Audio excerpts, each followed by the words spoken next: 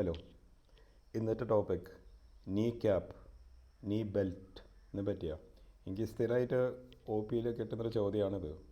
ഡോക്ടറെ, ബെൽറ്റ് ഇട്ട പ്രശ്നം ഉണ്ടാവുമോ? നമുക്കറിയാം, നമ്മളുടെ നീ ജോയിൻറ്റ് തൊടയുടെ എല്ലും താഴത്തെ എല്ലും തമ്മിലൊരു ആർട്ടിക്കുലേഷൻ, അതായത് ഒരു ജോയിൻ ചെയ്യുന്ന ഭാഗമാണ്. സോ തേയ്മാനം വന്നാൽ എല്ല് ബാധിക്കും, എല്ലുകൾ തമ്മിലിങ്ങനെ ഉരയാൻ തുടങ്ങും.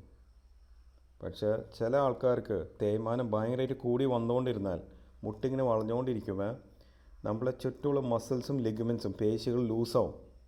സോ എന്താ പറ്റുക, ഇതിങ്ങനെ ആടാൻ തുടങ്ങും. സോ നടക്കുമ്പോൾ ഇതിങ്ങനെ ആടിക്കൊണ്ടിരിക്കും. സോ നമ്മളിടുന്ന ബെൽറ്റ് 3 ടൈപ്പാണ്.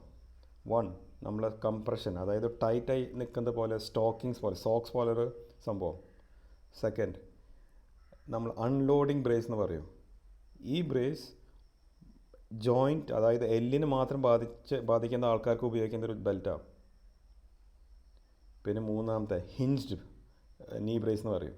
അതായത് തൊടയുടെ സപ്പോർട്ടും താഴത്തെ എല്ലിന് സപ്പോർട്ട് തമ്മിൽ ഒരു ഹിഞ്ച് ഉണ്ടാവും, നമ്മുടെ വാതിലെ ഹിഞ്ച് പോലെ. ഈ 3-മത്തെ ബ്രേസ് ലിഗ്മെൻറ്റ്, അതായത് മൊത്തമായിട്ട് ആടി നിൽക്കുന്ന നീനെ ഉപയോഗിക്കുന്നൊരു സംഭവമാണ്. നമ്മളുടെ ബോഡിയിൽ നാച്ചുറലായിട്ട് ഒരു ബെൽറ്റ് ഉണ്ട്, ഒരു ബ്രേസ് ഉണ്ട് നമുക്ക്. എന്താ? നമ്മൾ മസിൽസാണ്. സോ ഐഡിയലി നമ്മൾ മസിൽ സ്ട്രെങ്തനിങ് എക്സസൈസാണ് ചെയ്യേണ്ടത്. തേയ്മാനം ഉണ്ടെങ്കിലും ഇല്ലെങ്കിലും മസിലിൻ്റെ ശക്തി കൂട്ടിയാൽ ഒരിക്കലും നഷ്ടം വരാത്തൊരു കാര്യമാണ്. ബെൽറ്റ് ഇട്ടിട്ട് നമ്മൾ എക്സസൈസിൽ നിർത്തരുത്. ഈ ബെൽറ്റിൻ്റെ പ്രോബ്ലം ഫസ്റ്റ്, അത് സ്കിൻ ഇറിറ്റേഷൻ വരും, ചൂട് വന്നാൽ, വേർപ്പ് വന്നാൽ സ്മെൽ വരും. അത് പ്രാക്ടിക്കലല്ല. ഇപ്പോൾ വീട്ടിലൊരു ഫങ്ഷൻ ഉണ്ടെങ്കിൽ നമുക്കത് ഇടാൻ പറ്റില്ല.